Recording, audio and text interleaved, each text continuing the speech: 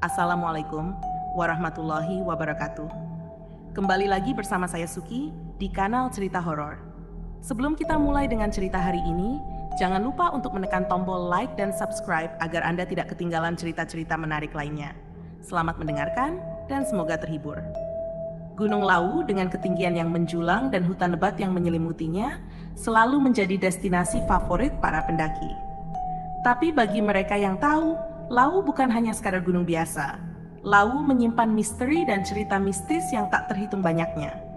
Setiap sudutnya, setiap lembah, dan setiap puncaknya memiliki cerita sendiri. Di awal Oktober, 5 sahabat, Andi, Budi, Chika, Dian, dan Eko, memutuskan untuk mendaki Gunung Lawu. Mereka sudah sering mendaki bersama, tapi ini adalah pertama kalinya mereka mencoba Lawu. Pagi itu mereka berangkat dari base camp Cemorosewu. Semangat dan antusias membara di dada mereka. Saat memasuki hutan, suara kicauan burung dan gemerisik daun menjadi latar belakang perjalanan mereka. Chika yang biasanya ceria merasa ada yang aneh. Kalian ngerasa nggak sih? Hutan ini beda dari biasanya? Tanyanya. Andi tertawa. Kamu terlalu banyak nonton film horor, Cik. Ini cuma hutan biasa. Namun, Budi yang lebih peka terhadap hal-hal mistis mengangguk pelan. Ada yang aneh memang, tapi jangan terlalu dipikirin. Fokus aja ke pendakian kita. Perjalanan mereka terus berlanjut tanpa kendala berarti, hingga mereka mencapai pos 2. Di pos ini, mereka beristirahat sejenak. Eko membuka bekal dan mulai membagikan makanan. Istirahat dulu, kita masih punya perjalanan panjang, katanya. Saat mereka sedang makan, tiba-tiba terdengar suara langkah kaki dari arah hutan. Langkah kaki itu terdengar cepat dan berat. Andi berdiri mencoba melihat siapa yang datang. Namun, tidak ada siapa-siapa. Tadi kalian dengar nggak? Tanya Andi. Dian mengangguk. Iya, kayak ada yang lari ke sini, tapi nggak ada siapa-siapa. Budi mulai merasa tidak nyaman. Mungkin kita harus lebih waspada. Lawu bukan gunung sembarangan. Setelah beristirahat, mereka melanjutkan perjalanan. Semakin tinggi mereka mendaki, suasana semakin sunyi dan mistis. Hutan mulai menipis dan kabut tebal mulai menyelimuti mereka. Suhu udara semakin dingin, membuat mereka harus mengenakan jaket tebal. Saat mereka hampir mencapai pos 3, Chika merasa ada yang mengikuti mereka. Ia menoleh ke belakang beberapa kali, tapi tidak melihat apa-apa. Aku merasa ada yang ngikutin kita dari tadi, bisiknya kepada Dian. Dian mencoba menenangkan Chika. Mungkin cuma perasaan kamu aja. Ayo kita fokus naik. Namun, perasaan tidak nyaman itu tidak hilang. Mereka pun memutuskan untuk berhenti sejenak dan beristirahat di pos 3. Malam mulai merayap, dan mereka memutuskan untuk bermalam di sana. Mereka mendirikan tenda dan menyalakan api unggun. Ketika mereka sedang duduk mengelilingi api unggun, Eko mulai bercerita tentang legenda Gunung Lawu. Kalian tahu nggak, katanya di sini sering ada penampakan sosok perempuan bergaun putih. Chika merinding mendengar cerita Eko. Udah, jangan cerita yang serem-serem. Kita kan lagi di sini. Namun, suasana semakin tegang ketika mereka mendengar suara tawa lirih dari arah hutan. Tawa itu terdengar pelan, tapi jelas. Andi berdiri mencoba melihat sumber suara, tapi lagi-lagi tidak ada siapa-siapa. Kayaknya kita harus masuk tenda sekarang, kata Budi. Jangan biarkan pikiran kita kemana-mana. Mereka pun masuk ke dalam tenda, berusaha tidur meski rasa takut menghantui. Malam itu terasa sangat panjang. Setiap suara di luar tenda membuat mereka terjaga. Di tengah malam, Chika terbangun. Ia mendengar suara langkah kaki di luar tenda. Langkah itu terdengar mendekat, semakin dekat, hingga berhenti tepat di depan tenda mereka. Dengan hati-hati, Chika mencoba melihat keluar melalui celah kecil di tenda. Ia melihat bayangan seseorang berdiri di luar tenda. Namun ketika ia mencoba melihat lebih jelas, bayangan itu menghilang begitu saja. Cik, kamu kenapa? Tanya Dian yang terbangun karena gerakan Chika. Ada yang berdiri di luar tenda tadi, jawab Chika dengan suara gemetar. Mereka semua terbangun dan berkumpul di tengah tenda. Rasa takut menyelimuti mereka membuat malam itu terasa begitu mencekam. Apa yang harus kita lakukan? Tanya Eko, suaranya bergetar. Budi mencoba menenangkan mereka. Kita tunggu sampai pagi. Jangan keluar dari tenda. Kita akan baik-baik saja. Mereka pun berusaha tidur kembali, meski rasa takut membuat mereka sulit memejamkan mata. Malam itu terasa sangat panjang, penuh dengan ketegangan dan misteri yang tak terpecahkan. Pagi datang dengan cahaya matahari yang menyelinap masuk melalui celah-celah tenda. Setelah malam yang panjang dan mencekam, 5 sahabat itu merasa sedikit lega. Mereka keluar dari tenda dengan tubuh kaku dan mata yang sembab akibat kurang tidur. Masih nggak percaya sama apa yang kita alami tadi malam? Kata Chika sambil menggigil, meskipun udara mulai menghangat. Andi menggeleng-gelengkan kepala. Ini pasti cuma permainan pikiran kita karena terlalu banyak cerita horor. Tapi kita tetap harus waspada. Setelah sarapan dan beres-beres, mereka melanjutkan pendakian. Rencana hari itu adalah mencapai puncak Hargo Dumila sebelum sore. Jalur semakin curam dan sulit, membuat mereka harus ekstra hati-hati. Di tengah perjalanan, mereka bertemu dengan kelompok pendaki lain yang baru turun dari puncak. Kelompok itu tampak lelah tapi puas. Salah satu pendaki, seorang pria berusia sekitar 30-an, menghampiri mereka. Perjalanan ke puncak cukup berat, tapi kalian akan mendapatkan pemandangan yang luar biasa, katanya sambil tersenyum. Oh, dan hati-hati di sekitar pos 4. Tadi malam ada yang bilang mendengar suara-suara aneh. 5 sahabat itu saling berpandangan. Terima kasih, Mas. Kami akan berhati-hati, jawab Eko. Semakin dekat mereka dengan pos 4, semakin lebat kabut yang menyelimuti. Suasana hening dan hanya terdengar langkah kaki mereka. Tiba-tiba, Chika berhenti. Ada yang ngikutin kita lagi, bisiknya. Andi menoleh, memperhatikan sekitar. Tidak ada apa-apa, hanya kabut tebal dan pepohonan yang berdiri diam. Jangan terlalu dipikirin, Cik, mungkin cuma hewan. Namun, Chika bersikeras. Kali ini aku yakin ada sesuatu. Mereka melanjutkan perjalanan dengan perasaan was-was. Kabut semakin tebal, membuat jarak pandang semakin pendek. Di pos 4, mereka beristirahat sejenak. Suasana di pos itu sangat sepi. Bahkan suara burung pun tidak terdengar. Budi membuka bekal dan mulai makan. Tapi sebelum ia sempat mengambil suapan pertama, terdengar suara tawa lirih yang sangat familiar. Suara itu terdengar dari arah belakang pos. Kalian dengar nggak? Tanya Budi. Suaranya gemetar. Jangan bercanda, Bud, balas Dian, tapi ia juga terlihat ketakutan. Mereka semua terdiam, berusaha mendengar lebih jelas. Suara tawa itu terdengar lagi, lebih dekat kali ini. Seakan-akan suara itu datang dari dalam kabut yang menyelimuti mereka. Tanpa berpikir panjang, mereka memutuskan untuk segera melanjutkan pendakian. Ketegangan meningkat setiap langkah yang mereka ambil.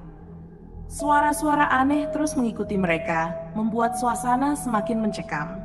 Saat mereka mendekati puncak, kabut tiba-tiba menghilang. Langit cerah dan pemandangan yang indah terbentang di depan mereka. Namun, kelegaan itu hanya sebentar. Dari kejauhan, mereka melihat sosok perempuan bergaun putih berdiri di atas batu besar. Siapa itu? Tanya Chika dengan suara bergetar. Tidak ada yang menjawab. Mereka hanya bisa berdiri terpaku, memandang sosok tersebut. Perempuan itu tampak seperti melayang di atas batu, rambutnya panjang dan berantakan. Andi memberanikan diri untuk mendekati sosok itu. Tapi saat ia melangkah, sosok perempuan itu menghilang begitu saja, seolah-olah hanya bayangan belaka. Kita harus segera ke puncak dan turun lagi sebelum malam, kata Budi dengan suara tegas. Ada sesuatu yang tidak beres di sini. Mereka setuju dan melanjutkan perjalanan dengan cepat. Setiap langkah diiringi dengan perasaan waspada. Akhirnya mereka tiba di puncak Hargo Dumila. Pemandangan yang luar biasa indah sejenak menghapus ketakutan mereka. Namun saat mereka mulai berfoto dan menikmati puncak, Chika melihat sesuatu yang membuat darahnya membeku. Di salah satu foto, terlihat bayangan sosok perempuan bergaun putih berdiri di belakang mereka, padahal tidak ada siapa-siapa saat mereka mengambil foto itu. Ini nggak mungkin, bisik Chika sambil menunjukkan foto itu kepada teman-temannya. Semua terpaku menatap foto tersebut. Rasa takut kembali menyelimuti mereka. Andi akhirnya berkata, kita harus turun sekarang. Jangan sampai malam kita masih di sini. Mereka pun segera berkemas dan mulai perjalanan turun. Meski pemandangan indah mengelilingi mereka, rasa mencekam tidak pernah hilang. Setiap suara, setiap bayangan di dalam hutan terasa seperti ancaman. Saat mereka mendekati pos 3 lagi, kabut tebal kembali menyelimuti. Langkah kaki mereka terasa berat dan suasana semakin mencekam. Tiba-tiba, mereka mendengar suara tangisan perempuan dari dalam hutan. Chika tidak bisa menahan rasa takutnya lagi. "Aku nggak kuat, ayo cepat keluar dari sini." Mereka berlari secepat mungkin, tidak peduli dengan jalur yang licin dan berbahaya. Suara tangisan itu semakin keras, seakan-akan mengikuti mereka. Saat mereka akhirnya sampai di pos 2, suara itu menghilang begitu saja. Malam itu, mereka memutuskan untuk terus turun sampai ke base camp. Rasa lelah dan takut mendorong mereka untuk segera meninggalkan Gunung Lawu. Akhirnya, setelah perjalanan yang panjang dan melelahkan, mereka sampai di base camp dengan selamat. Mereka beristirahat di base camp, mencoba menenangkan diri. Namun, pengalaman itu akan selalu membekas di ingatan mereka. Gunung Lawu telah menunjukkan sisi mistisnya yang menakutkan, mengingatkan mereka bahwa tidak semua tempat bisa dijelaskan dengan logika. Setelah malam yang panjang dan penuh ketegangan, 5 sahabat itu akhirnya bisa sedikit bernapas lega di base camp. Namun, meskipun mereka sudah turun dari Gunung Lawu, bayang-bayang peristiwa mistis yang mereka alami tidak mudah hilang begitu saja. Keesokan paginya, mereka duduk bersama di depan base camp, menikmati secangkir kopi hangat sambil mencerna semua yang terjadi. Eko membuka pembicaraan. "Kalian tahu nggak, aku nggak bisa tidur sama sekali tadi malam. Bayangan sosok perempuan itu terus muncul di pikiranku." Chika mengangguk. "Aku juga. Aku bahkan nggak berani menutup mata terlalu lama. Rasanya seperti dia ada di mana-mana." Andi yang biasanya paling rasional di antara mereka mencoba mencari penjelasan. "Mungkin ada penjelasan logis di balik semua ini. Bisa saja kita terlalu lelah dan mulai berhalusinasi." Budi yang sejak awal sudah merasa ada yang aneh dengan pendakian ini, berkata dengan serius, "Aku rasa ini lebih dari sekadar kelelahan. Lawu memang terkenal dengan cerita-cerita mistisnya. Kita mungkin mengalami salah satu dari banyak cerita itu." Dian yang paling pendiam di arah mereka tiba-tiba angkat bicara. "Kalian masih ingat cerita tentang para pendaki yang hilang di Gunung Lawu?" Mereka juga katanya sering melihat sosok perempuan sebelum akhirnya hilang. Semua terdiam mencoba mencerna informasi tersebut. Suasana kembali tegang meski mereka sudah jauh dari puncak gunung. "Aku rasa kita harus mencari tahu lebih banyak tentang ini," kata Andi. "Kita bisa bertanya kepada penduduk setempat atau mungkin penjaga base camp. Mereka pasti punya cerita atau penjelasan." Mereka pun mendekati penjaga base camp, seorang pria tua yang sudah bertahun-tahun menjaga dan melayani para pendaki.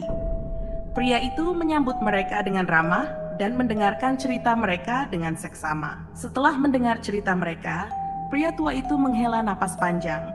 "Kalian bukan yang pertama mengalami hal ini. Banyak pendaki yang melaporkan melihat sosok perempuan bergaun putih di sekitar pos 3 dan 4.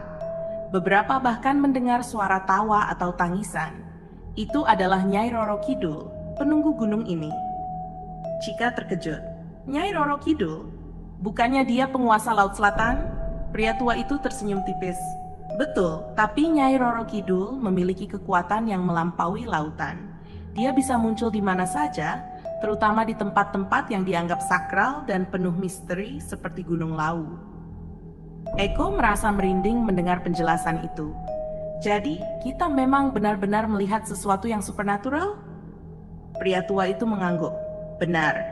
Namun kalian beruntung bisa turun dengan selamat. Banyak yang tidak seberuntung kalian." Setelah percakapan itu, mereka merasa campur aduk antara takut dan penasaran. Keinginan untuk mengetahui lebih banyak tentang misteri Gunung Lawu semakin kuat. Mereka memutuskan untuk mencari informasi lebih lanjut dari penduduk setempat dan sumber-sumber lain. Di desa terdekat, mereka bertemu dengan Pak Joko, seorang tokoh masyarakat yang dikenal banyak mengetahui tentang sejarah dan mitos Gunung Lawu. Pak Joko menyambut mereka dengan ramah dan bersedia menceritakan apa yang dia tahu. Gunung Lawu memang penuh misteri, kata Pak Joko. Banyak cerita tentang pendaki yang hilang, penampakan sosok gaib, dan suara aneh. Nyai Roro Kidul sering disebut sebagai penunggu gunung ini, tapi ada juga cerita tentang makhluk-makhluk lain yang menghuni hutan dan puncaknya. Dian bertanya, apa yang harus kami lakukan untuk melindungi diri jika kami memutuskan untuk mendaki lagi? Pak Joko tersenyum bijak. Hormati alam dan para penghuninya. Jangan pernah meremehkan atau menantang mereka. Bawa selalu doa dan perlindungan, serta patuhi aturan-aturan adat yang ada. Dengan begitu, kalian bisa mendaki dengan aman. Setelah mendengar semua itu, 5 sahabat tersebut merasa sedikit lega. Mereka mengucapkan terima kasih kepada Pak Joko dan kembali ke base camp dengan perasaan yang lebih tenang. Namun, perjalanan mereka belum selesai. Rasa penasaran masih menghantui, terutama setelah mendengar cerita-cerita tambahan tentang misteri Gunung Lawu. Mereka memutuskan untuk tetap bersama dan saling mendukung, apapun yang terjadi. Saat malam tiba, mereka berkumpul di sekitar api unggun, mencoba mengusir rasa takut dengan bercerita dan bercanda. Tapi di balik tawa dan canda, bayangan sosok perempuan bergaun putih masih menghantui. Apa kalian pikir kita akan melihat dia lagi? Tanya Chika pelan. Andi merangkul Chika. Entahlah. Tapi yang pasti, kita akan selalu bersama-sama menghadapi apapun yang terjadi. Kita sudah melewati banyak hal bersama, dan kita akan melewati ini juga. Malam itu, mereka tidur lebih nyenyak, meskipun bayangan dan suara-suara aneh masih menghantui. Mereka tahu bahwa pengalaman di Gunung Lawu telah mengubah mereka. Mereka menjadi lebih waspada, lebih menghargai alam, dan lebih memahami bahwa ada kekuatan yang lebih besar dari diri mereka sendiri. Setelah beberapa hari beristirahat di desa, rasa penasaran mereka semakin menjadi-jadi. Mereka merasa ada sesuatu yang belum tuntas. Rasa takut masih ada, tapi dorongan untuk memahami dan menghadapi misteri Gunung Lawu lebih kuat. Aku rasa kita perlu kembali ke sana, kata Andi suatu pagi. Bukan untuk mendaki lagi, tapi untuk mencari jawaban. Budi mengangguk setuju, kita bisa bertemu dengan penduduk lain atau mencari lebih banyak informasi tentang cerita-cerita mistis di sini. Mereka pun memutuskan untuk mengunjungi beberapa orang tua di desa yang dikenal memiliki pengetahuan mendalam tentang sejarah dan mitos Gunung Lawu. Salah satunya adalah Mbah Warto, seorang dukun tua yang dihormati di desa tersebut. Mbah Warto menerima mereka dengan hangat dan mendengarkan cerita mereka dengan penuh perhatian. Setelah mendengar pengalaman mereka, Mbah Warto menghela napas panjang dan berkata, "Kalian telah menyentuh dunia yang tak terlihat oleh banyak orang. Dunia yang penuh dengan makhluk halus dan roh-roh penunggu." Dian bertanya, "Apa yang sebenarnya terjadi dengan kami, Mbah?" Mbah Warto menjawab dengan suara berwibawa, "Gunung Lawu memang dikenal sebagai tempat yang sakral dan penuh misteri. Nyai Roro Kidul bukan satu-satunya penunggu di sana. Ada banyak roh leluhur dan makhluk lain yang menjaga gunung itu. Kalian mungkin telah menarik perhatian mereka karena sesuatu yang kalian bawa atau lakukan selama pendakian." Chika merasa merinding mendengar penjelasan itu. "Apa yang bisa kami lakukan, Mbah? Kami tidak ingin mengganggu atau menyinggung mereka." Mbah Warto tersenyum bijak. "Kalian harus melakukan upacara permohonan maaf dan perlindungan. Aku akan membantu kalian. Kalian harus menunjukkan rasa hormat dan niat baik kepada para penunggu gunung." Mereka pun mengikuti petunjuk Mbah Warto untuk mempersiapkan upacara tersebut. Malam harinya, mereka berkumpul di sebuah tempat terbuka di kaki Gunung Lawu, ditemani Mbah Warto dan beberapa penduduk desa. Mereka membawa sesajen berupa bunga, makanan, dan dupa, serta mengenakan pakaian tradisional. Mbah Warto memimpin upacara dengan penuh khidmat, mengucapkan mantra-mantra dalam bahasa Jawa kuno. Suasana menjadi hening dan sakral. 5 sahabat itu merasakan getaran energi yang kuat di sekitar mereka. Setelah upacara selesai, Mbah Warto berkata, "Kalian telah menunjukkan niat baik dan rasa hormat. Sekarang kembalilah ke rumah dengan hati yang tenang.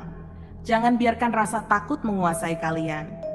Mereka mengucapkan terima kasih kepada Mbah Warto dan penduduk desa, lalu kembali ke base camp dengan perasaan lega.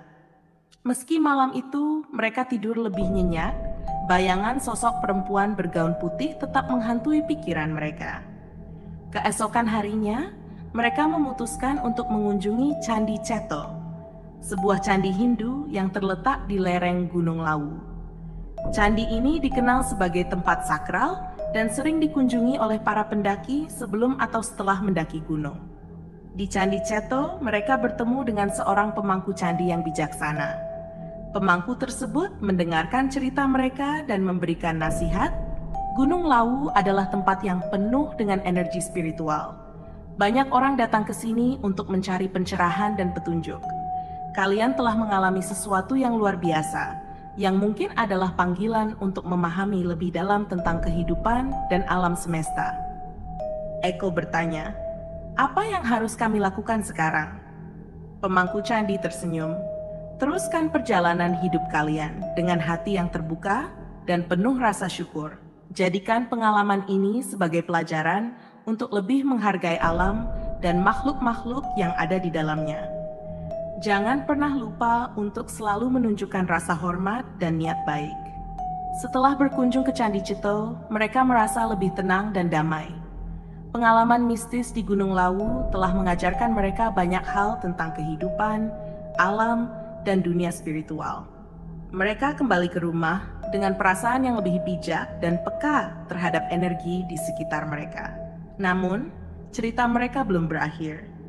Setiap kali mereka berkumpul, pengalaman di Gunung Lawu selalu menjadi topik utama. Mereka menceritakan kisah itu kepada teman-teman dan keluarga, berharap bisa memberikan pelajaran tentang rasa hormat terhadap alam dan makhluk tak kasat mata. Meski rasa penasaran masih ada, mereka kini lebih siap menghadapi apapun yang terjadi. Waktu berlalu, dan 5 sahabat itu kembali ke rutinitas harian mereka. Meski demikian, pengalaman di Gunung Lawu terus membekas dalam ingatan. Mereka menjadi lebih peka dan lebih menghargai kehadiran alam dan kekuatan-kekuatan yang tak kasat mata. Setiap kali mereka berkumpul, cerita tentang pendakian itu selalu diulang, menjadi pengingat betapa kecilnya mereka di hadapan alam semesta yang luas. Suatu hari, Andi mendapat ide untuk mengadakan pertemuan kembali di desa dekat Gunung Lawu. Mereka ingin mengunjungi kembali tempat-tempat yang pernah mereka singgahi dan bertemu lagi dengan orang-orang yang telah membantu mereka. Teman-temannya setuju, dan mereka pun merencanakan perjalanan itu dengan penuh semangat. Mereka tiba di desa dengan disambut hangat oleh penduduk setempat. Kembali mengunjungi tempat-tempat tersebut membawa kenangan yang bercampur antara ketakutan dan kekaguman. Mereka bertemu lagi dengan Mbah Warto dan mengucapkan terima kasih atas bantuan dan bimbingannya. Mbah Warto senang melihat mereka kembali dan memberi mereka nasihat lebih lanjut tentang kehidupan dan alam semesta. Di Candi Ceto, mereka bertemu lagi dengan pemangku candi yang bijaksana. Setelah menceritakan perkembangan hidup mereka sejak pendakian terakhir, pemangku candi tersenyum dan berkata, "Kalian telah tumbuh dan belajar banyak dari pengalaman itu. Teruskan perjalanan hidup kalian dengan hati yang terbuka dan penuh rasa syukur. Ingatlah, Gunung Lawu akan selalu ada di sana, mengawasi dan melindungi." Saat mereka berdiri di puncak Candi Ceto, menghadap ke arah Gunung Lawu, mereka merasakan kedamaian yang mendalam. Chika berkata dengan suara pelan, "Aku merasa kita telah melalui perjalanan yang luar biasa, bukan hanya pendakian fisik, tapi juga pendakian spiritual." Budi menambahkan, "Benar, pengalaman ini telah mengubah cara kita melihat dunia. Aku merasa lebih terhubung dengan alam dan lebih sadar akan kehadiran kekuatan-kekuatan yang tak kasat mata."